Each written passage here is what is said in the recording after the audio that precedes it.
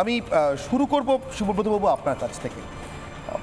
আমরা খুব ভালো করে জানি একটার সঙ্গে আটটা আসলে কোনো দ্বন্দ্ব নেই। দ্রোহের উৎসবের সঙ্গে মানুষের বিচারের দাবিতে দ্বন্দ্ব থাকার কথা নয়। বিশেষ করে দুর্গাপুজো, যে পুজো উৎসব তো বটেই, কিন্তু অসুর নিধনের বার্তা নিয়ে আসে, সেখানে অভয়ার বিচারের দাবির সঙ্গে উৎসব শুরু করার সত্যি কোনো বৈপরীত্য নেই।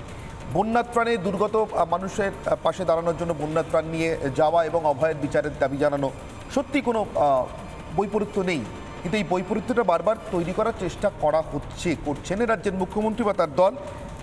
এটাই এসো ওটাই যেও না, কিন্তু কোনো ছলা কাজে লাগছে না, কোনো ছল কাজে লাগছে না। সুব্রতবাবু, দেখো, প্রত্যেকবার এই দুর্গাপুজো যখন আসে তখন আমরা তো এখন অনেক সিনিয়র হয়েছি আমাদের ডাক্তারি পেশাতে, তারপরেও বিশ্বকর্মা পুজো চলে গেলেই বারবার জিজ্ঞেস করতে থাকি, আচ্ছা তাহলে আমাদের কবে থেকে বন্ধ হচ্ছে, আচ্ছা কদিন বন্ধ থাকবে। মানে এটার মানে এই যে মনে মনে প্ল্যান হচ্ছে যে বন্ধু বান্ধবদের সঙ্গে তো বসতে হবে, কবে, আচ্ছা এই অষ্টমীর অঞ্জলিটা কবে যেন। এইবারে দেখো আর মাত্র কয়েকটা দিন পুজো আছে, কিন্তু সেই পুজোর যে মুডটা কোনো জায়গা থেকে যেন কিছুতেই সাড়া পাচ্ছে না। এবং শুধু সেটা আমার একার কথা নয়, আমরা ডাক্তার বন্ধুবান্ধবরা যখন নিজেদের মধ্যে আলোচনা করি, আমাদের কাছে যে রুগীরা আসেন, আমাদের যে হসপিটালের অন্যান্য যারা স্বাস্থ্যকর্মী রয়েছে, তাদের প্রত্যেকেরই কিন্তু এক ভাবমূর্তি, এক কথাবার্তা। এর অনেকটা কারণ হচ্ছে আরজি করের যে আমরা অভয়াকে হারালাম তার যে একটা প্রভাব, তার সঙ্গে রোদে তেতে জলে ভিজে এই যে জুনিয়র ছাত্রগুলো রাস্তায় বসে যে আন্দোলন করছে, সেই আন্দোলনের একটা প্রভাব, তার সঙ্গে সাধারণ নাগরিকদের এই যে রাত দখল বলো, এই যে মশাল মিছিল বলো, এই যে পুরো একটা নাগরিকদের জাগরণ, এই সব মিলে মনটা যেন কোথাও উৎসবে নেচে ওঠার জন্য সায় দিচ্ছে না। দুর্গাপুজো মানে কিন্তু আমাদের জাতীয় উৎসব, এটা আমাদের প্রধান উৎসব, সারা বছর আমরা এই উৎসবের দিকে তাকিয়ে থাকি। তার উপরে ধরো আবার একটা বন্যা এসে গেল, যেভাবেই আমরা বলি না কেন বন্যাটা তো এসছে, কিছু লোক তো দুর্গত, তো মানে দেখো সবসময় শুধু খারাপ, মানে কোনো যেন একটা বার্তা পাচ্ছি না যেখান থেকে মনটাকে বেশ সাজিয়ে গুছিয়ে নিয়ে আমরা একটা পুজোয় সামিল হব, উৎসবে সামিল হব, সব কিছু ভুলে যাব, ভুলে এবারে দুর্গাপুজোয় চলে গেলাম, মেতে উঠলাম। সেই সাড়াটা কিন্তু ভেতর থেকে কখনো আমরা পাচ্ছি না, এখনো অবধি পাচ্ছি না। আমি তো পাচ্ছি না, এবং আমি অন্তত যাদের সঙ্গে কথা বলেছি তারা কেউই পাচ্ছে না। ঠিক। আমি অনির্বাণের কাছে আসবো। অনির্বাণ, এই যে বিপুল সংখ্যায় মানুষ হাঁটছেন মশাল হাতে, যাদেরকে উৎসবে ফিরতে বলে আপাতত ব্যর্থ হয়েছেন মমতা বন্দ্যোপাধ্যায়, বন্যার ত্রাণের সঙ্গে ডাক্তারদের দাবি লড়িয়ে দেওয়ার চেষ্টা করে আপাতত ব্যর্থ হয়েছেন মমতা বন্দ্যোপাধ্যায়, হঠাৎ এই পুজোয় চাই নতুন জুতো, নতুন জামা, এই সমস্ত বলতে বলতে হঠাৎ করে যদি এদের মধ্যে কেউ বলে বসেন পুজোয় চাই নতুন সরকার, বলে তো বসতেই পারেন। ইচ্ছা প্রত্যেকের রয়েছে, স্বাধীন গণতন্ত্রের জায়গা, যার যেটা মনে হবে সেটা তিনি বলবেন। দেখুন, এখানে ভারতবর্ষে এখনো পর্যন্ত যত চেষ্টাই ফ্যাসিস্টরা করে থাক, এখনও অবধি গলা টিপে সাধারণ মানুষ যেটা বলতে চাইবেন সেটা আটকে দিতে পারেনি। কিছু জায়গায় তারা চেষ্টা করেছে ঠিকই, কিন্তু আমাদের রাজ্যে, বিশেষ করে রাজ্য সরকারের বিরুদ্ধে যখন ক্ষোভ প্রকাশের সময় এসছে, লোকে ক্ষোভ প্রকাশ করেছে।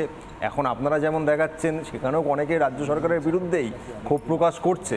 সেখানে আপনাদের যে এখন ওভারটাইম করার জায়গা এসে গেছে সেটাও আমরা বুঝতে পারছি, কারণ রাজ্যের সরকারের বিরুদ্ধে যাবতীয় রাগ, ক্ষোভ, যত অভিযোগ, সেটার একটা পর্ব মোটামুটি হয়ে গেছে। এবার বিশেষ করে জুনিয়র ডাক্তাররা তারা দেখিয়ে দিচ্ছেন যে তীরটা ঘুরে গেছে সিবিআইয়ের দিকে। অতএব সিবিআই কোন দপ্তর, কোন মন্ত্রীর মন্ত্রকের অধীন, কাদের সরকার, এইসব প্রশ্ন এখন আসবেই। এক মাসের বেশি তাদের কাছে তদন্ত ভার। তারা শিয়ালদা কোর্টে যখন পেশ করছেন সন্দীপ ঘোষ এবং অভিজিৎ মণ্ডল, যিনি পুলিশ, তাকে কোর্ট যখন জিজ্ঞাসা করছে কি তথ্য প্রমাণ আছে, সিবিআই আমতা আমতা করছে, এই সবগুলো এখন উঠে আসবে। এবার আপনাদের চেষ্টা করতে হবে সিবিআইকে বাঁচানোর, ওভারটাইম করতে হবে। সেটা করতে গিয়ে সমস্যা কেন সেটা আপনারাই জানেন। কেন এই যে জুনিয়র ডাক্তাররা সিজিওতে গেলেন, করতে যে হচ্ছে তার প্রমাণ আমি দিচ্ছি, সেটাও তো দেখাবো। হ্যাঁ নিশ্চয়ই, সেটা দেখাতে আমরা বাধ্য, সেটা দেখাতে আপনারা বাধ্য। কারণটা আমি এই কারণে বলছি যে এক মাসের না, আপনি কি বাই চান্স গুলিয়ে ফেলছেন? মানে বিনীত গোয়েলকে বাঁচানোর স্বার্থ মমতা বন্দ্যোপাধ্যায় থাকতে পারে, সিবিআই কে বাঁচানোর কোনো স্বার্থ রিপাবলিক বাংলার নেই। বেশ, না থাকলে খুব ভালো হতো, কিন্তু এখন অবধি আমরা দেখতে পাচ্ছি সেটা আছে। কারণটা আমি বলছি, আমাকে ব্যাখ্যা করতে দিন। কারণটা হলো যে রাজ্যের সরকার কি কৌশল অবলম্বন করছেন, তৃণমূল কি ছলনার, আপনাদের ভাষায় ছলের তার অবলম্বন করছেন, সেটা আপনারা বলতেই পারেন। সেটা করতে গিয়ে যখন লক্ষ লক্ষ মানুষ, যে বন্যায় রীতিমতো কয়েকজনের প্রাণ চলে গেছে, বাড়িঘর ভেসে গেছে, সেটাকেও আপনারা সেই কৌশলের ব্র্যাকেটে, ছলের ব্র্যাকেটে আপনাদের প্রতিবেদন। এটাই মমতা বন্দ্যোপাধ্যায়ের কৌশল ছিল, এটা আপনিও চেষ্টা করছেন কিন্তু পারবেন না। এতজন বন্যার্ত, এতজন দুর্গতের পাশে দাঁড়ানোর সঙ্গে অভয়ের বিচার চাওয়ার মৌলিকত্ব কোথায়? বন্যাটাও নাকি রাজনৈতিক, বড় একটা মিল আছে অনির্বাণ, এক্স্যাক্টলি একটা মিল আছে অনির্বাণ, একটা মিল আছে। মমতা বন্দ্যোপাধ্যায় আবারও রিপিট করলেন বন্যাটা নাকি অনির্বাণ, আপনি কন্টিনিউ করুন। আমি কেন বলছি, আপনি বলতে চান যে কোনো রাজনৈতিক দল বাংলায় কি বলতে চাইছে এটা সরাসরি বলছি অনির্বাণ। আমি সরাসরি আমি বলছি, শুনুন না, এখানে ডিবিসি আরেকটু বলে দিই। জল ছেড়েছে, আরে অনির্বাণ, আপনার বলতে সুবিধা হবে, যেটা যাদের রাজনৈতিক নির্দেশে চলে, কারণ রাজনৈতিক নির্দেশে চলে না। আপনি তো আপনাকে বাঁচাতে আবারও বললাম, বাজে কথা বলছেন, কারণ নির্দেশে চলে না। অনির্বাণ, আমি সোজা করে দিচ্ছি, করেছে অনির্বাণ সোজা করে দিচ্ছি, কারণে এই বন্যা, অনির্বাণ সোজা করে দিচ্ছি, অনির্বাণ সোজা করে দিচ্ছি। যে পরিমাণ ক্ষয়ক্ষতি ডিবিসির কারণে হয়েছে, সেইটাকেও আপনি রাজনৈতিক কৌশল লাগি তৃণমূল অবলম্বন করতে বলছেন। এখানেই বোঝা যায় কাউকে বাঁচাবার বাধ্যবাধকতা আপনাদের এখন ওভারটাইম করতে হবে। আমি বলছি অভয়াকে বাঁচানোর বাধ্যবাধকতা মমতা বন্দ্যোপাধ্যায় ছিল না। এতজন দুর্গত মানুষকে বাঁচাবেন কি করে অনির্বাণ, যিনি একটা মৃত্যুর দায় স্বীকার করতে পারেন না, একটা খুনের দায় স্বীকার করতে পারেন না, একটা ধর্ষণের দায় স্বীকার করতে পারেন না, অনির্বাণ তিনি এতগুলো বন্যার্ত মানুষের দায় নেবেন কি করে? নিতে পারবেন না, আমি জানি নেওয়া সম্ভব নয়। উনি অভয়ার বিচারের দায়টা নিতে পারেননি। উনি এতজন বন্যা দুর্গত হওয়ার দায়টা নেবেন কি করে? হয়েছে তো ওনার সরকারের অপদার্থতায়, ওনার সেচ দপ্তরের অপদার্থতায়, ওনার দপ্তর, ওনার মন্ত্রক, ওনার সরকার বাড়ি বানায়নি, কাঁচা বাড়ি রেখে দিয়েছে, তার অপদার্থতায়। বন্যার দুর্গত যারা হয়েছেন, কাঁচা বাড়িটা ফ্ল্যাট সেন্টারের টাকাগুলো কোথায় থাকতো? ফ্ল্যাট সেন্টারের টাকাগুলো কোথায় গেল? ওড়িশা বানাতে পারে, পাশের রাজ্য বানাতে পারে, পশ্চিমবঙ্গ বানায় না কেন? আমি মেনে নিতে শুধু বেঁচে বেঁচে পশ্চিমবঙ্গে টাকা দেয় না। আমি মেনে নিতে আপনার কথা, যদি এই বন্যার কারণে হচ্ছে না, আপনার প্রিয় দলের যে রাজ্যগুলো দিচ্ছে না, আমার কোনো প্রিয় দল নেই, ক্ষয়ক্ষতি এর আগে আমার কোনো প্রিয় দল নেই। আপনার আছে, আপনি একটা দলের মুখপাত্রের মতো কথা বলতে আসেন এখানে, বা সেই দলকে রিপ্রেজেন্ট করতে আসেন এখানে, বা সেই দলের সমর্থক হিসেবে কথা বলতে পারেন, আসেন। আমার কোনো প্রিয় দল নেই, আমার প্রিয় দল একটাই, আমার প্রিয় পক্ষ একটাই, মানুষের পক্ষ, যারা মশাল হাতে হাঁটছে। মানুষের পক্ষ হলে বন্যায় যারা ডুবছেন তাদেরকেও দেখান, নিশ্চয়ই তাদেরকেও দেখান। কালকে তো, গতকাল তো তাদের কথাই বললাম, কিভাবে রাজ্যের মুখ্যমন্ত্রী তাদের দায় ঝেড়ে ফেলেছে। অনির্বাণ প্লিজ, আমি রবি গুপ্তা আপনার কাছে আসবো। আপনাদের নতুন দল, আপনারাও নিশ্চয়ই সাধারণ মানুষের পাশে থাকার অঙ্গীকার নিয়ে রাজনীতি করতে এসেছেন, অন্য সব রাজনৈতিক দল যেমন করে। কিন্তু আমি একটা জিনিস দেখে অবাক হয়ে যাচ্ছি, এই মুহূর্তে পশ্চিমবঙ্গে সবথেকে বড় রাজনৈতিক দাবি যেটা হওয়া উচিত, একটি মেয়ে ধর্ষিতা হয়েছে এবং খুন হয়েছে, তার এই ধর্ষিতা এবং খুন হওয়ার বিচার এবং সেই সূত্রে বাংলার সমস্ত মেয়ের সুরক্ষা, সেই দাবিটার সঙ্গে, সেই অত্যন্ত রাজনৈতিক সুস্থ দাবিটার সঙ্গে বাকি সব কিছুকে লড়িয়ে দেওয়া হচ্ছে। উৎসব, বন্যাত্রাণ যাবে কি যাবে না, এই চিকিৎসকরা অভয়াক নিক খুলছেন বন্যাত্রাণের জন্য, দুর্গতদের পাশে দাঁড়ানোর জন্য। তাদের এখানে, তাদের ধর্নামঞ্চে যে সমস্ত ত্রিপল বাধা হয়েছিল, যেগুলো তাদের নিজেদের পয়সায় কেনা, সেগুলো পাঠাচ্ছেন তারা ত্রাণের জন্য, প্রয়োজন পড়লে আরও তুলে পাঠাবেন। এই লড়িয়ে দেওয়াটা কেন রুবি, আপনার কি মনে হচ্ছে রুবি? নমস্কার সবাইকে। আমি প্রথমে আপনাদেরকে ধন্যবাদ জানাই আমাকে এই প্যানেলে ডাকার জন্য। হ্যাঁ, ডেফিনেটলি আমাদের নতুন পার্টি তেজস্বী জনকল্যাণ সবে ভূমিষ্ঠ হয়েছি এবং আমাদেরও কিছু উদ্দেশ্য লক্ষ্য ডেফিনেটলি আছে।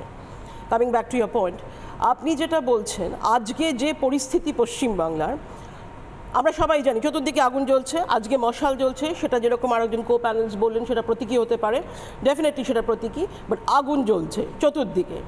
তার মধ্যে এখান থেকে অ্যাটেনশন ডাইভার্ট করিয়ে দেওয়ার জন্য ডিবিসি কেন জল ছাড়লো, পুজোতে ফিরে আসা হোক, যে কোনো যাই বলা হোক, প্রশাসনের তরফ থেকে তো এটা খুব স্বাভাবিক। যে কোনো প্রশাসন যদি এরকম ধরনের একটা সাংঘাতিক আগুন, দাবানল জ্বলতে, আগুন তো না দাবানল হচ্ছে, সেরকম যদি জ্বলতে থাকে তাহলে পরে প্রশাসন সেখান থেকে অ্যাটেনশন ডাইভার্ট করানোর সব রকমের চেষ্টা করবে। আমার কথা হচ্ছে, আমার প্রশ্ন হচ্ছে, এই যে আজকে বাংলার মানুষ স্বতঃস্ফূর্তভাবে বেরিয়ে এসছে, সমস্ত পার্টি নির্বিশেষে, ধর্ম, জাতি, লিঙ্গ, বর্ণ, রং, বয়স, সমস্ত কিছু নির্বিশেষে যে বেরিয়ে এসছে, এর প্রতিফল কি আমরা আসন্ন ভোটে দেখতে পাবো নির্বাচনে? আপনি একটা কথা বললেন তখন, মানুষ যদি বলে নতুন জামাকাপড়ের সঙ্গে নতুন সরকার চাই, ডেফিনেটলি সেটাই তো আলটিমেট হওয়া উচিত। মানুষ যেভাবে বেরিয়ে এসছে, এর প্রতিকার কি? এর প্রতিকার মানুষ কি চাইছে? পরিবর্তন পরিবর্তন মানুষকে জিজ্ঞেস করতে হবে, মানুষ কি প্রত্যাবর্তন চাইছে না মানুষ পরিবর্তন চাইছে? মনে হচ্ছে কোনোভাবে যে এই বিভিন্ন অঞ্চলে যেখানে ত্রাণ নিয়ে যেতে হবে দুর্গতদের কাছে, অথবা সত্যি যেমন অরিত্র বলছেন যাদের ব্যবসা সত্যিই মার খেলো এবারের পুজোতে, তাদের সঙ্গে অভয়ার বিচারের দাবির কোনো বৈপরীত্য আছে, কোনো দ্বন্দ্ব আছে, কোনো শত্রুতা আছে মনে হচ্ছে? শুনুন, অভয়ার জাস্টিস, অভয়ার বিচার চাই, এটা তো একটা সারা ভারতবর্ষ নয় বিশ্বের দাবি উঠেছে, সারা বিশ্বে দাবি উঠেছে। সেখানে দাঁড়িয়ে থেকে এই বন্যা ত্রাণে যা গিয়ে সেখানে মানুষের পাশে দাঁড়ানো বা ডিবিসি থেকে জল ছেড়েছে তার যে বিভিন্ন রকম ব্যাখ্যা দেওয়া হচ্ছে, এগুলোর আমার মনে হয় কোনো জাস্টিফিকেশন নেই। অভয়ার দাবি itself by itself has become an international issue. সুতরাং এটাকে কোনো কিছু দিয়ে আপনি ঢাকতে পারবেন না, এটাকে কোনো কিছু দিয়ে চাপা দেওয়া যাবে না। আমাকে ঢাকা এবং চাপার জন্য এগুলো আনা হচ্ছে। হ্যাঁ, অবভিয়াসলি, তাছাড়া কি আছে? প্রশাসন আর কি চাইতে পারে? আজকে ডিবিসি থেকে জল ছেড়েছে, এটা কি নতুন? এই বছরই নতুন জল ছেড়েছে? এর আগে কখনো আমাদের এখানে বন্যা হয়নি?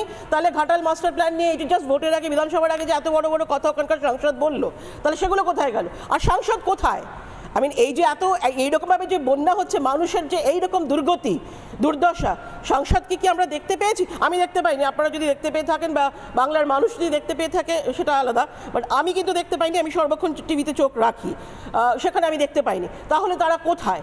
কোথায় তিনি? তার তো এখন এখানে থাকার কথা, কিন্তু তিনি তাকে দেখা যায়নি। সুতরাং এই জিনিসটা কোনো নতুন নয়। আর এই ডিবিসি থেকে জল ছেড়েছে, বন্যা হয়েছে, সেখানে পশ্চিমবাংলার প্রতিনিধিত্ব নেই, সেখানে পশ্চিমবাংলার লোক নেই।